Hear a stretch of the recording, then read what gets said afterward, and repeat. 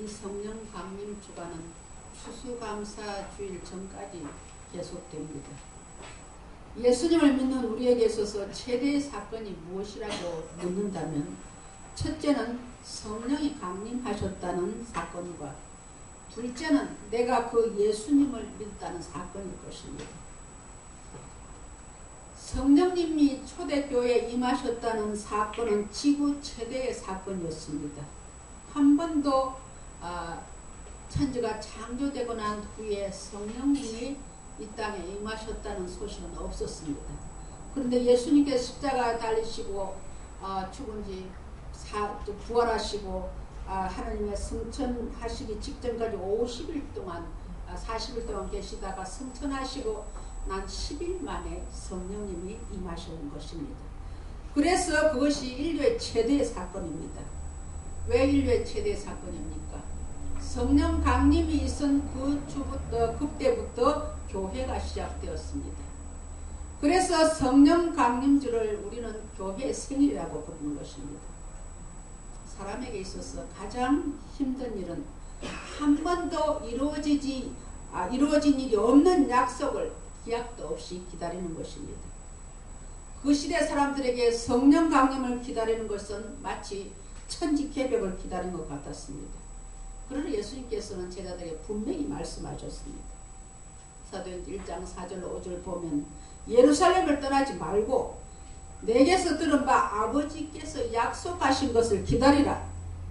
요한은 물로 세례를 베풀었으나 너희는 몇 날에 못되어 성령으로 세례를 받으리라고 약속하셨기에 제자들은 그 약속을 기다리며 전혀 기도에 힘썼다고 성경은 말씀하고 있습니다. 예수님과 초대교회 성도들은 어떤 사람들이었습니까? 예수님께서 십자가에 못 박히실 때 제자들은 다 자기 목숨 살겠다고 뿔뿔이 도망갔습니다. 구원받고 은혜받고 특별 제자 훈련까지 받았지만 실패하고 말았습니다. 하나님의 자녀가 아무리 은혜받고 말씀을 충만히 받아도 또한 그 자체가 승리의 신앙을 보장해 주지 못합니다. 신앙생활의 승리의 보장은 성령의 능력을 받아야 가능하다고 예수님께서 말씀하셨습니다. 제자들은 성령 받기 전까지는 십자가 부활의 의미를 몰랐습니다. 계속해서 내가 이렇게 죽었다가 다시 살아날 것이라고 제자들에게 누누이 말씀하셨지만 제자들은 그 뜻이 무엇인지를 몰랐습니다. 제자들의 믿음의 수준을 도무지 풀지 못하는 문제가 십자가 부활의 사건이었습니다. 이 풀리지 않는 사건이 풀리도록 한 날이 성령 강림인 것입니다. 이날은 주님이 십자가에서 부활하신 후 50일째 되는 날이기에 오순절이라고도 우리가 합니다. 세례요한은 나는 물로 세례를 주지만 내 뒤에 오시는 분은 불과 성령으로 세례를 주신다고 세례요한 미리 말씀하셨습니다. 예수님께서도 너희는 몇 날이 못 되어서 성령을 받으리라고 말씀하셨습니다. 성령을 우리가 보혜사라 그럽니다. 이거 영어로 해석하면요, 보혜사라는 뜻은 돕는 자, 위로자, 상담자, 컴포터, 카운셀러 이런 뜻입니다. 그래서 저와 여러분이 슬픔을 당하고 있을 때 또한 불치의 병이 걸렸을 때 그런 데서도 하나 성령님께서 우리를 떠나지 않고 돕고 동락하시면서 우리의 주인으로 함께 계시는 줄 믿습니다. 성령의 역사하심이 없이 신앙생활을 한다는 것은 있을 수가 없습니다. 성령 세례와 성령 충만은 다릅니다. 성령 세례는 우리가 예수 그리스도를 내 마음에 모셔드리면 성령님께서 내 안에 들어오십니다. 그러나 성령 충만은 날마다 우리가 채워야 되는 것입니다. 우리가 믿음 생활하는 것은 성령 충만이 통해서 믿음의 바퀴를 돌리고 있는 것입니다. 성령 충만이 없이 일을 하는 것, 주의 일을 하는 것처럼 고분은 없습니다. 회자되는 말 중에서 미국의 목회자 사회에서 제일 목회자에게 저주스러운 말은 성령의 역사 없이 목회하라 하는 말이랍니다. 성령 역사 없이는 되는 것이 없습니다. 여러분 성경도 어떻게 누구로 감동으로 기록되었습니까? 성령의 감동으로 기록되었다 했습니다. 성령이 계시된 구원의 진리를 깨닫는 것도 성령의 역사로 되는 것이고, 사람이 거듭나 새 사람이 되어 하나님의 자녀가 되는 것도 성령의 역사로 되는 것입니다. 능력과 기적도 성령의 역사로, 열매 맺는 신앙생활, 능력 있는 신앙생활도 성령의 역사로 가능하기 때문입니다. 예수님께서 마태복음 11장 15절 이하에서 이 시대의 강팍함과 인간의 마음의 사악함을 이렇게 외치신 바가 있습니다. 귀 있는 자는 성령님이 하시는 말씀을 들을지어다. 여러분 세상에 귀가 없는 사람 어디 있겠습니까? 물론 장애인 중에는 귀가 없는 사람도 있겠죠. 귀 있는 자는 들으라고 말씀하십니다. 이는 마땅히 들어야 할 말을 듣지 않고 있다는 것을 책망하시는 말씀입니다. 복음을 받아 들을 줄 모르고 진리를 거부하는 시대를 기머거리로 비유하신 것입니다. 그러고 나서 마태복음 11장 15절 이하에는 무슨 말씀이 있습니까? 우리가 너희를 향해 피리를 불어도 너희가 춤추지 않고 우리가 슬피 울어도 너희가 가슴을 치지 아니함과 같다. 그렇게 말씀하셨습니다. 이 시대는 기먹은 시대요. 풍악이 울리는 잔치집에서 기뻐해야 되는데 기뻐할 줄 모른다는 것입니다. 초상집에서도 슬퍼할 줄 모르는 죽은 시대라는 것입니다. 얼마 전에 우리 중앙총회 총회장이 79세로 하나님께 부름을 받았습니다. 물론 우리 다 주의 종들이고 하나님 그분이 주의 세상에 살다가 주님 일을 많이 했기 때문에 하늘에 가서 하나님 앞에 상급도 많이 받을 줄 압니다. 그런데 요즘을 보니까 초상이 나도 가족들도 그런 사람이 없더라고요. 그래서 믿음이 좋아서 그런가 아니면 너무 마음들이 강폭해서 그런지 참 그런 걸 좀 생각을 해보게 되었습니다. 사람이 죽어도 슬퍼할 줄 모르고 기뻐도 기뻐할 줄 모르는 시대가 이 시대라는 것입니다. 예수님께서 그 시대를 향해서 죽은 시대라고 말씀하셨습니다. 구원의 소식이 그저 아버지에 주어졌으나 아버지 또한 기적을 베풀었으나 회개하지 않습니다. 오히려 회개를 촉구하는 세리 요한을 죽였습니다. 채찍을 휘둘러 하나님 아들 독생자 예수 그리스도의 육체를 찢었고 손과 발에 베못을 받고 십자가에 매달려 죽게 하셨습니다. 그야말로 버림받은 백성이요 죽은 시대가 아닐 수 없습니다. 그런 사랑하는 성도들, 대단히 놀라운 사실이 하나 있습니다. 예수 그리스도께서 그 죽었던 시대를 다시 살리셨다는 것입니다. 온 인류가 죽은 시대였습니다. 그러나 주님께서 이 인류를 새롭게 살리는 놀라운 구원의 역사를 베풀으십니다. 그 구원의 역사가 바로 오순절날에 성령이 강림하신 사건이라는 것입니다. 사도행전 1장 4절로 5절에 보면 사도와 같이 모이사 그들에게 분부하여 이르시되 예루살렘을 떠나지 말고 내게서 들은 바 아버지께서 약속하신 것을 기다리라. 요한은 물로 세례를 베풀었으나 너희는 몇 날이 못되어 성령으로 세례를 받으라 하셨습니다. 이 말씀은 우리 주님이 승천하시기 전에 하신 말씀입니다. 그리고 예수님께서 부활하시고 난 후에 제자들에게 나타나셔서 요한복음 20장 22절 같은 경우를 보니까는 그들을 향하사 숨을 내쉬며 이르시되 성령을 받으라고 했습니다. 성령을 받지 않으면 안 된다는 말씀입니다. 여기서 예수님께서 숨을 내셨다 하는 것은 무엇을 말씀하십니까? 주께서 긴 한숨을 내쉬면서 말씀하셨다는 것은 그 마음의 안타까움이 크게 달했음을 보여줍니다.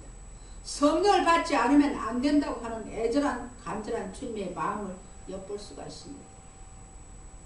그러면 주님께서 매이토록 성령을 받으라고 말씀하시고 몇 날이 못되어 성령으로 세례를 베풀겠다라고 약속하신 것일까요? 그것은 이미 죽어버린 이 시대를 살리기 위해서, 이미 죽어버린 저 영혼들을 살리기 위해서 반드시 성령의 역사가 필요하기 때문인 것입니다. 여러분 구약성경 에스겔서 아시죠? 유명한 에스겔서 37장에 보면 아골 골짜기에 해골이 가득 쌓여 있는 산을 에스겔 선지자에게 보여주시면서 하는 하신 놀라운 역사가 있었습니다. 그곳에는 깡마른 뼈다귀들이 산더미처럼 쌓여 있었습니다. 그런데 이 뼈다귀들은 이스라엘 백성을 뜻한다고 성경은 말씀하고 있습니다. 이스라엘 백성이 마치 말라 비틀어진 뼈다귀처럼 죽었다는 뜻입니다. 에스겔 37장 11절에 보면 우리의 뼈들이 말랐고 우리의 소망이 없었으니 우리는 다 멸절되었도다 라고 했습니다. 절망입니다. 절망 정도가 아니라 이미 죽은 상태요 소생이 불가능한 정도로 말라버린 뼈가 되었습니다. 당시 이스라엘 백성은 어떻게 됐습니까? 바벨론은 포로로 잡혀가서 10년 이상 포로 생활을 하면서 모든 희망과 소망을 잃어버린 상태였습니다. 에스겔 선지자에게 하나님께서는 37장 11절에서 이 뼈들은 이스라엘 온 백성이라고 했습니다. 그들은 두 번 다시 소생할 수 없는 불가능의 상태에 처해게 된 것을 말합니다. 그러나 하나님께서 놀라운 말씀하십니다. 에스겔 37장 12절에 보니까 내 백성들아 내가 너희 무덤을 열고 너희를 거기에서 나오게 하고 이스라엘 땅으로 들어가게 하리라. 너희를 살려줄 것이며 너희를 포로에서 해방시켜서 본국으로 돌아가게 해주시겠다는 말씀을 하십니다. 그래서 이 해골들에게 역사하시는 것을 이스라엘 백성들이 다시 이렇게 고국으로 돌아가게 할 것을 보여주신 환상으로 보여주신 것입니다. 그리고 14절에서는 내가 또 내 영을 너희 속에 두어 너희가 살아나게 하리라 하십니다. 하나님의 신 성령을 너희에게 부어줌으로 죽었던 너희를 살게 해주시겠다고 하시는 말씀입니다. 근데 놀라운 역사가 벌어졌습니다. 그 말씀을 듣고 난 후에 보니까 흩어져 있던 이 뼈 저 뼈가 짝을 맞추기 시작합니다. 뼈들이 짝을 찾아 이리저리 움직이기 시작하고 뼈에 힘줄이 생기고 살이 오르기 시작했습니다. 그 위에 가죽이 입히고 사망을 당한 자들에게 하나님의 생기가 들어가니까 어떻게 해요? 큰 군대가 되었습니다. 이것이 바로 에스겔이 보았던 환상입니다. 사랑하는 성도 여러분, 이렇게 죽은 사람을 소생시키고 회생시키는 역사를 일으키는 것이 바로 성령의 역사인 것을 믿습니다. 성령만이 죽은 자와 죽은 시대를 살릴 수 있다는 것을 믿습니다. 이미 죽은 지 오래되어 살은 흙이 되어버리고 뼈다귀를 말려버렸지만 하나님께서 성령의 생기를 부어 넣어주니까 그 죽은 뼈들이 말라 비틀어진 뼈들이 큰 군대가 되었던 환상을 보여주십니다. 이런 세상을 살리기 위해서 우리 주님께서는 오순절날 성령을 부어주신 것입니다. 오늘 본문 2절에 보니까 호련히 하늘로부터 급하고 강한 바람 같은 소리가 있어 그들의 앉은 온 집에 가득하며 라고 했습니다.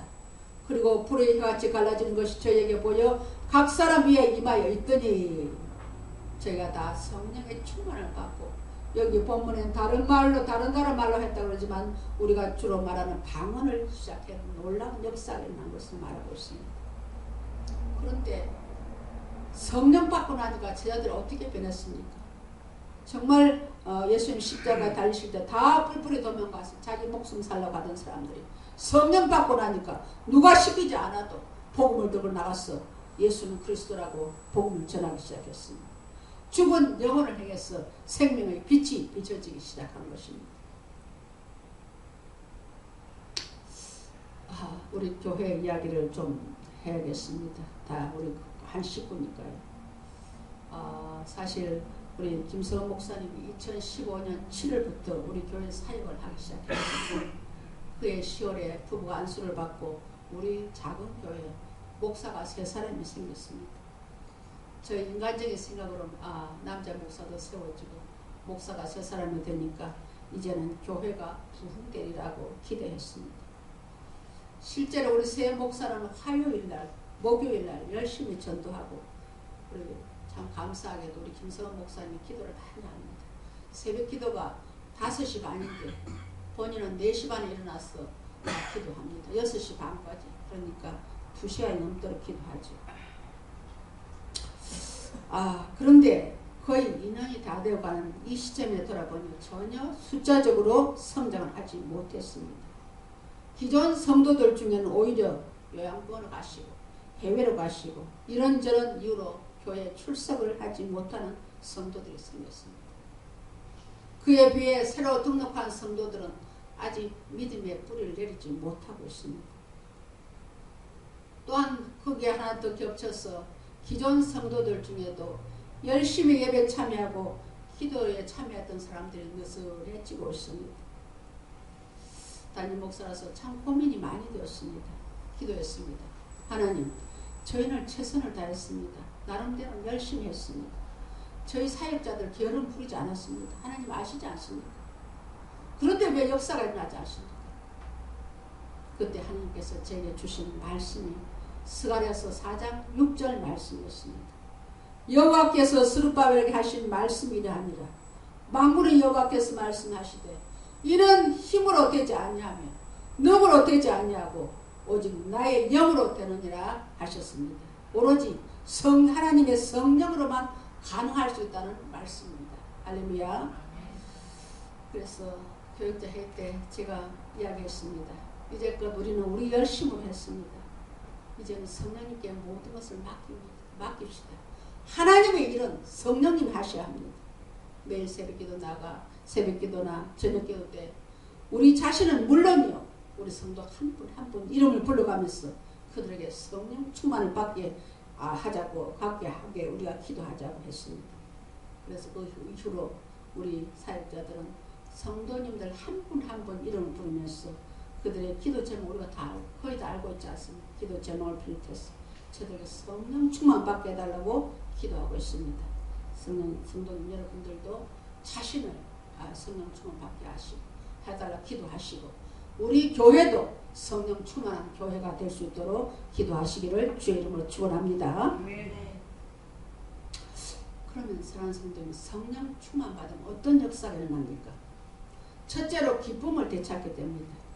이사야 12장 3절에 보면 너희가 기쁨으로 구원의 우물들에서 물을 기르려다 한 것처럼 성령 충만 받으면 내 속에서 뭔지 말할 수 없는 기쁨이 일어납니다. 예배가 기다려지고 말씀을 읽을 때 그 말씀이 꿀소리같이 달고 모든 일에 불평불만한 입술이 감사 입술로 변하게 됩니다. 그리고 또한 매사에 적극적인 사람이 됩니다. 요한복음 4장에서 사마리아 우물가 수가성에 있던 여인이 어떻게 됐습니까? 예수님을 만난 후에 어떻게 됐습니까? 평소에는 사람들의 눈을 피해서 다 다른 사람들이 중동 지방의 시아스타라고 있지 않습니까? 오전에 대낮에 되면 잠자는 시간에 자기가 몰래 물동이 끼고 물들고 오던 사람이었습니다. 그러나 예수님을 만나고 성령의 충만을 받고 하니까는 그런 것에 개의치 않고 물동이를 버렸다고 내가 메시아를 만났다고 동네방네 떠들고 다녔습니다. 여러분 성령 받으면요 이렇게 사람이 변화됩니다. 근데 반대로 성령이 소멸되면 어떤 현상이 일어납니까? 모든 일에 불평불만이 일어납니다. 잘못된 것은 내가 아니고 다 상대방이 잘못된 거로 손가락질합니다. 신앙생활 하는 거 짐이 됩니다. 왜 이리 주일이 빨리 오냐? 주의 일을 마지못해 맡겨진 일을 억지를 하게 됩니다. 이렇게 되면 자신도 불행하고 교회도 불행해집니다. 그러므로 믿음의 사람에게는 성령 충만은 절대적입니다. 여기에서 우리가 반드시 명심해야 될 것이 있습니다. 인류를 구원하는 성령 역사는 아주 작게 시작되었다는 사실입니다. 여러분 오순절 마가요한의 다락방에 있던 사람 몇 명이었습니까? 불과 120명입니다. 여기에 연약한 여인들도 포함되어 있습니다. 별 볼 일 없는 사람들이 모여 있었습니다. 베드로를 비롯한 모든 제자들도 별로 내세울 것이 없는 사람들이었습니다. 주님을 냉정하게 여기에 버렸던 사람들이요 부활하신 주님을 3번씩이나 만나고도 물고기 잡으러 간다고 그물 들고 갔던 사람들이었습니다. 이런 사람에게 성령이 임하더니 온 세상에 복음이 전파되는 역사가 났습니다. 이미 죽었던 온 인류가 구원되어지는 놀라운 역사가 일어났던 것입니다. 그러니 우리가 성령을 충만히 받지 않겠습니까? 이 같은 오순절의 역사를 무엇을 의미합니까? 나와 같은 비천한 사람에게도 성령이 임하면 생명과 능력이 펼쳐진다는 것입니다. 허물 많고 죄 많은 사람도 성령이 오시면 새로운 사람이 되고 새 생명을 얻게 된다는 것입니다. 성령이 오시면 나도 변하고 내 교회도 변하고 내 가족도 변하고 사회도 변하고 시대도 변하게 되는 것을 믿으시기 바랍니다. 나는 비록 힘이 없고 무능하나 나는 비록 허물 많은 사람이긴 하나 하나님의 영으로 충만을 받을 때 다락방에 머무르던 제자들 같이 영광의 도구로 쓰임받게 될 것을 소망합니다. 다락방에 성령의 충만함을 받은 소수의 제자들을 풀시로 삼아 하나님께서는 온 세계에 구원의 복음이 전파되게 하셨습니다. 나 한 사람이 성령 충만 받을 때에 교회가 살고 내 가정이 살고 내 이웃과 어두운 세상에 생명의 빛을 밝히는 역사가 일어납니다. 그러면 성도 여러분, 어떻게 하면 성령을 충만히 받을까요? 오늘 1절에 말씀하고 있습니다. 2장 1절 오순절 날이 이미 이름에 그들이 다 한 곳에 모였더니 말씀하고 있습니다. 다 같이 한 곳에 모여야 합니다. 그리고 마음을 같이 해야 됩니다.